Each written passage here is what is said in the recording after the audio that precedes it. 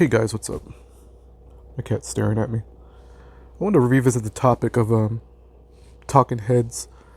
The video I did a couple of nights ago, I think like 2 days ago. It was in the middle of the night, and somebody in my comments said it was really hard to listen to, so I told him I'd go ahead and revisit the topic. This idea of cults, which I think is really important to talk about because you can have cults and like any, to me, anytime there's a group of people, you'll especially witness this in your family. I talked about it in that video, but let's say, for instance, the mother, like your family dynamic. I've talked about before how you need to separate from your blood family in order to become the real you. The video I did a while back, your toxic familia. I talk about that a whole lot in that video, where it's like your family is just, your blood family is usually not all right. There's going to be exceptions every now and then, but so your blood family is like a mechanism, is like a means to control you. When I say blood family, I mean your mother, your father, your grandparents, your cousins, your uncles, and all that. And usually headed by a matriarchy. Very rarely have I seen a family led by the men. It's usually led by women. So it's usually like kind of this sick collaboration between grandmothers and mothers and all that. And I say sick collaboration because it's like they do this thing where it's very subtle, where they control the family by using each other, and that's how you can consider that a cult, like a family culture, right? Like the word cult comes from the word culture. And if I were to break down that word into Latin, I'm pretty sure there's crazy shit in there, and maybe I'll go over that sometime. But so how do cults get started, right? And I've went over this before. And it all starts with the followers. I mean, it all starts with the person, right? But you got the talking head on a YouTube video, or the talking head, let's say on a TV show or whatever. And it's the followers that kind of perpetuate this bullshit, where whatever the talking head says goes, and they'll use, a lot of times they use manipulation words like we, or community, or togetherness, or a lot of time they'll use words like family, or some other nonsense word. What's another good one? Or they'll use like these worker union phrases like "we're in this together," in order to kind of like massage and manipulate. And the people who see through this end up leaving pretty early. They'll either, they'll just bow out and they won't come back. And those are the people that get weeded out. And you have, let's say, the people who stay, but they call out the actions of the talking head. But then you have the followers who attack the person who's commenting, right? You see that a lot as well. I've seen that a lot in so many communities. I'm 41. I've been on the internet for like over like 25 years by this point. So I've been in all kinds of communities, and they're all very cult-like. And it's not necessarily like, a lot of times they're not doing it on purpose, right? But sometimes you'll get instances where they are doing it on purpose. Trixie's staring at me. Hey, Trixie. But so that's how cults get started in regards to families. It's like, I'll just go over it again. Usually it's the mother who kind of mind controls the children. And I use the example of the son, where the son, easily controlled when they're very, very young. It's easy to manipulate a small child's behavior and get them to do what you want. For like selfish reasons, right? The mother's very selfish, or it could be a father too, right? I'm just using the mother as an example because that seems to be the most common. So as the boy grows up, he starts developing a mind of his own, and he basically begins, seeing through the bullshit. He gets tired of the mother's bullshit, But the mother's already built an army, either with the other family members, or maybe they have older siblings or younger siblings. So they control the narrative, right? The mother controls the narrative in that situation. Sometimes it's the grandmother as well. So they control the narrative no matter what. And the guy, as he's growing up, right? The boy, the son, as he's growing up, either has to just leave. He either has to just leave the family and go out on his own, which is what I recommend.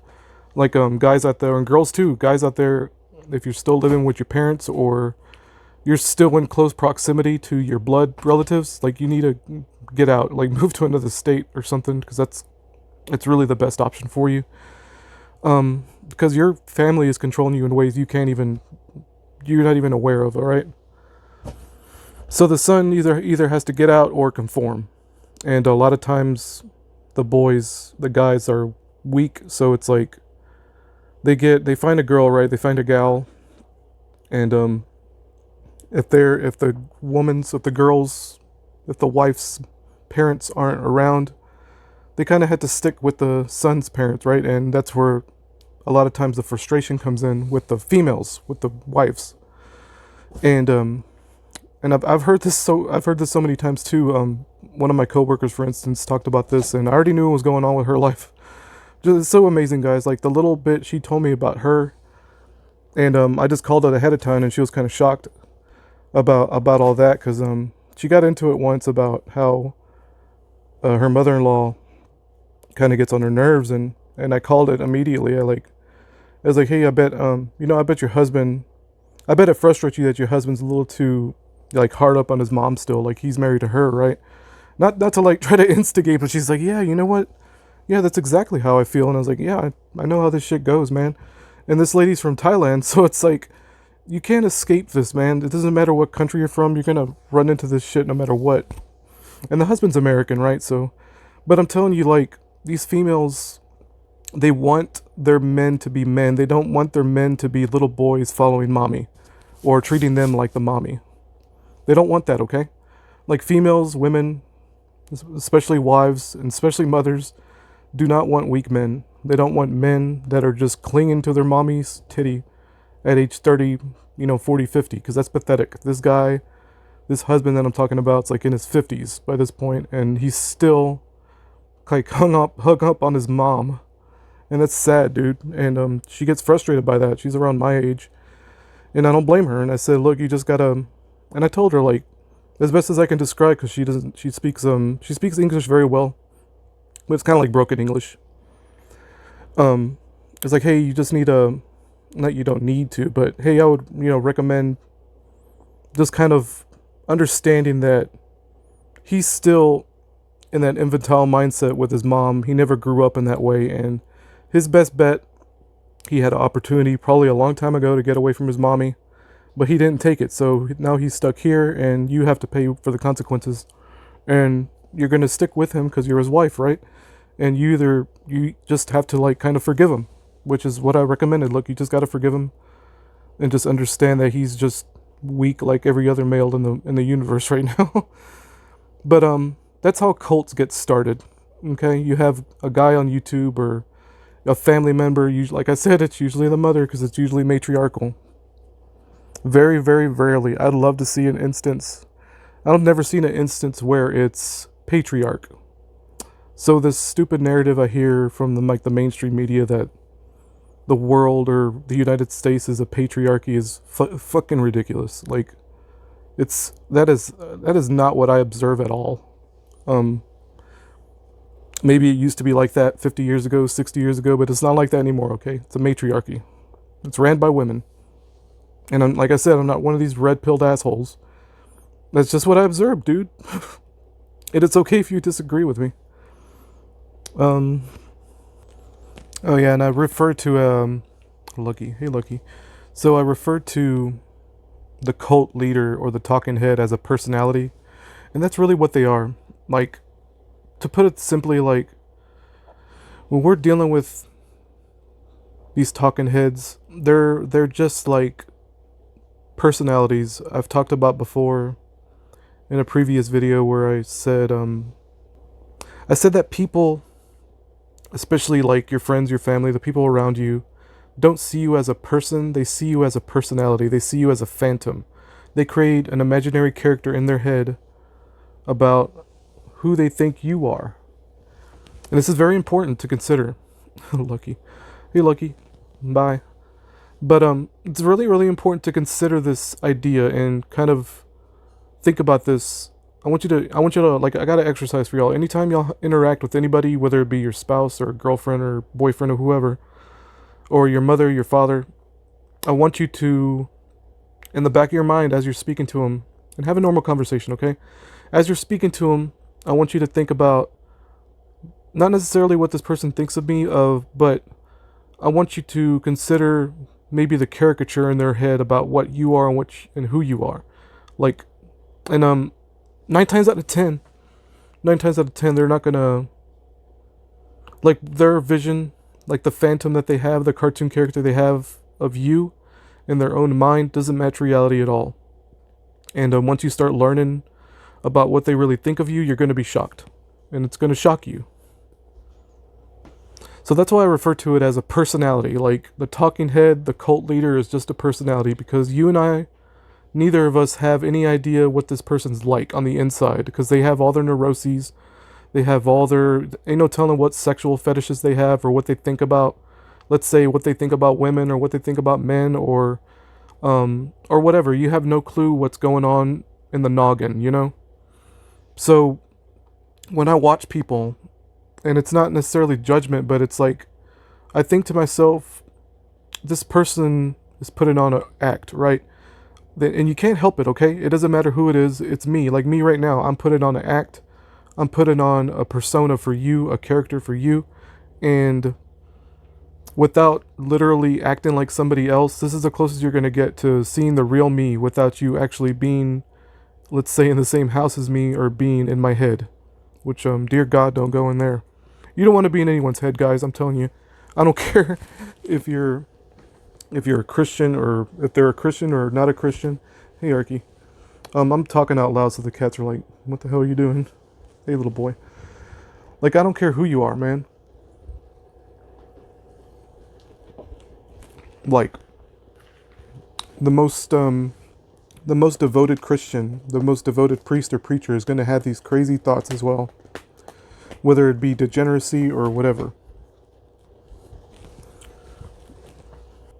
So these personalities that people develop in their head about the cult leader, about the talking head, um, it's their own. How do I put this? It's like everybody has their archetypes. You know, Carl Jung talks about archetypes a lot, where everybody has an archetype in their mind about what something is. Like, for instance, you have the archetype of what a mother is, a father is, a brother, a sister.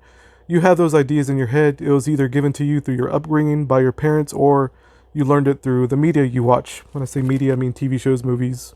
That could include the news. But you have these ideas in your head, these archetypes in your head about what a person is or what a certain person is, what the talking head is. And you're going to project those archetypes onto that person in your own head. You know what I mean? This is why I say it's the follower's fault for creating the cult. It's not necessarily, let's say, it's not necessarily Charles Manson's fault for creating a cult. It was the stupid people that gave him that authority. And you're going to find that with a lot of YouTubers who have very large followings. And according to their followers, like they can do no wrong, you know? And it's just unfortunate, but that's just human nature, guys. It's like, the more idiots you get together in the same room, it's like, you know, you're just surrounded by idiots. And a lot of these really, really popular YouTubers are just surrounded by idiots. Oh yeah, I'm having to re-listen to what I said just to get an idea of what I need to say again. So I'm re-listening to my audio recording, and I talked about information and how the talking head or the cult leader or the personality is just providing information, right? There's nothing virtuous about providing information. Like, for instance, when I give examples about my life or give anecdotes or whatever, like, this is just information that I give freely. And when I say free, I don't mean like I expect monetary gain. I'm talking about like I don't really expect like social clout from it. Like I don't expect anybody to think I'm this. I don't expect anyone to think I'm virtuous for just talking about things.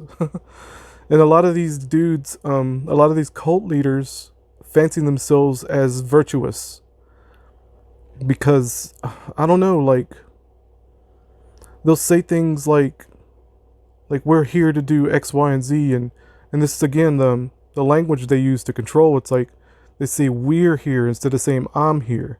Like when I talk to y'all, I usually just talk about me, like what I need to do, and sometimes I'll say what you need to do, and then I'll say like, look, I'm not trying to tell you how to think, because I'm trying to work on changing my language as well. Like I'm still locked into the English language, and it's really hard to break away from that.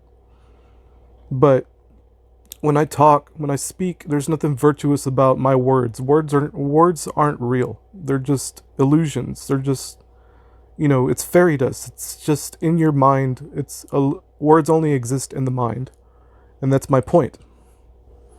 A lot of times it's not necessarily the cult leaders or the personality's fault for attributing virtue to their own words. It's usually the followers attributing virtue to those words, or being like for instance, and I've talked about it in my video too, the last video, where I was like, just because I say something's evil and fucked up doesn't make me a good person. I'm not, like, just saying something's fucked up or messed up or evil doesn't mean that I think I'm perfect or I'm good.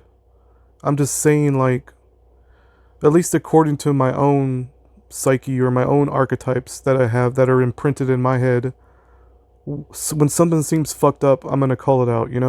But that doesn't make me good. That doesn't make me a good person. Just simply saying it doesn't make me a good person. But you'll have a lot of times when the cult leader's followers will say, oh, they're a good person for saying these things. And like I said, it's just information.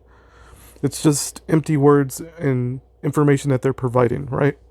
Where they can say, like, hey, I think like this. If y'all think like this, maybe you'll have some kind of satori or some kind of enlightenment. And that's what I do on my channel. And that's all I really talk about. It's like, to kind of wrap up what I was talking about. Too Long Didn't Read version is just, when it comes to personalities on YouTube, hey Max, when it comes to people on YouTube, or when it comes to the news networks that you listen to, or maybe even the president or whatever, these are just personalities, okay? And you have to be real careful about kind of perpetuating the cult. I'm just think of this as like a PSA to kind of separate yourself from these groups and these communities. And it's okay to be part of a community. I never said that you got to completely disassociate yourself. Like, you can be part of your blood family and still be yourself. Hey Max. So that's just a PSA, guys, to just kind of watch out for the rhetoric of some people, or the words they use to manipulate, because there's a lot of that going on right now, where they use these labor union words in order to control others. And I've become pretty good at recognizing these type of words. Anyway, guys, I think that's it. Y'all take it easy.